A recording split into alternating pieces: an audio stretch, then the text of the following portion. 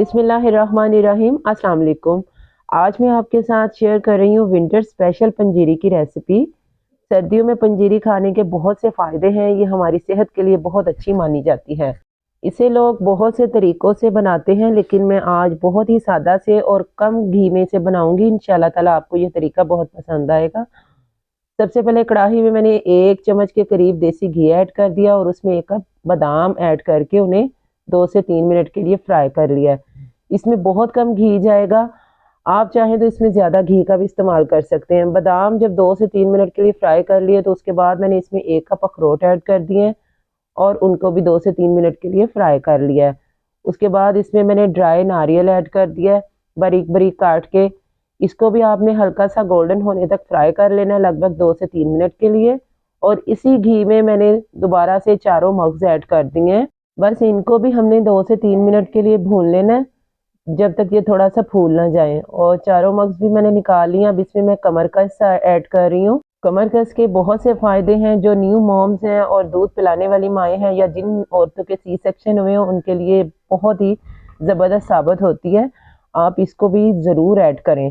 तो तकरीबन half cup के बराबर मैंने इसको ऐड किया और इसको भी 2 से 3 मिनट के लिए फ्राई कर लिया है। उसके बाद उसी घी में मैंने सफ़ेद तिल और सौंफ ऐड कर दिए लगभग 1 कप के बराबर और इसको भी थोड़ा सा मैंने फ्राई कर लिया है। आपने देखा मैंने सिर्फ 1 चम्मच घी का इस्तेमाल किया और सारी चीज़ों को फ्राई कर लिया है।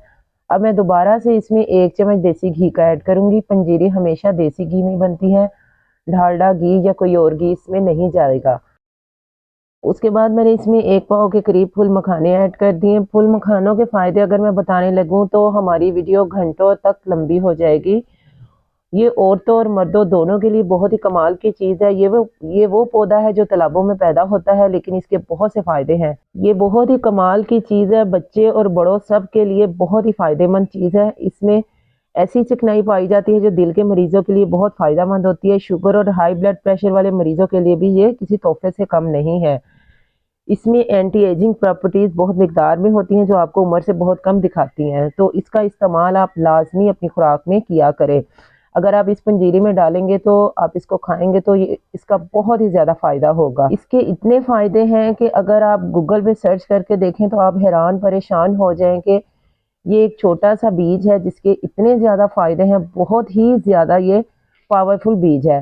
तो उसके बाद अब मैंने कढ़ाई में घी ऐड नहीं किया, उसमें मैं बेसन ड्राई रोस्ट कर रही हूँ जो कि आधा किलो है।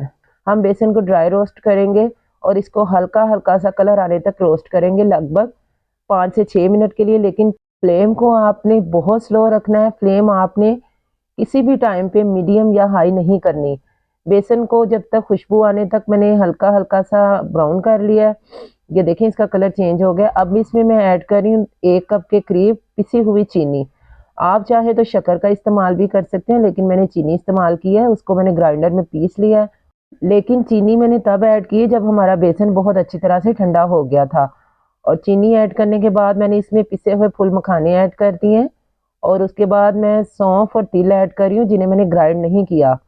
फूल मखानों को मैंने बारीक ग्राइंड कर लिया, आप चाहें तो इन्हें भी दरदरा सा ग्राइंड कर सकते हैं। और उसके बाद मैंने कमरकस को पीस लिया है, वो भी इसमें ऐड कर दिया है। आप इसमें मज़ीद जो भी आप ड्राई फ्रूट डालना चाहें वो भी इसमें ऐड कर सकते हैं। काजू हो गया, पिस्ता हो गया, आप कुछ भी इसमें ऐड कर लें। मेरे पास फ़िलहाल यही थे तो मैंने यही ऐड कर लिए। साथ ही इसमें मैंने जो ड्राई फ्रूट रोस्ट किए थे वो हल्के से दरदरे से पीस के वो भी इसमें ऐड कर दिए हैं। तो ये देखें ज़बरदस्त ये पंजीरी बन के रेडी हो गई। आपने ये रेसिपी ज़रूर ट्राई करनी है। बहुत ही सादा से मैंने इसमें चीज़ें डाली हैं, बहुत ज़्यादा इसमें मैंने ड्राई फ्रूट नहीं ऐड किए।